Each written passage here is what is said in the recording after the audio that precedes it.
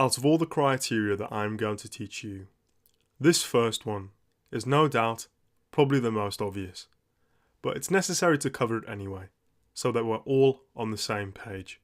It won't be a surprise for most of you to know that demand leads to more sales, which is correlated with more money for ourselves.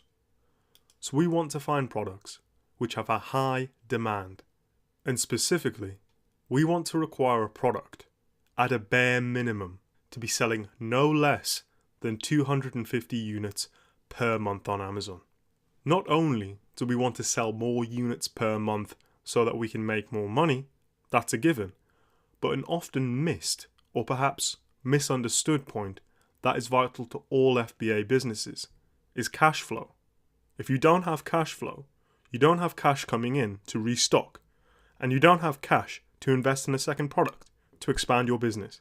There is, however, one exception that we can make to this 250 units per month rule, and that is when the product price is over $40. In this situation, the profit we would be making would be worth our time and investment, even if the product was selling less than 250 units per month. And in this scenario, I would personally consider the product if the sales were greater than 200 units per month.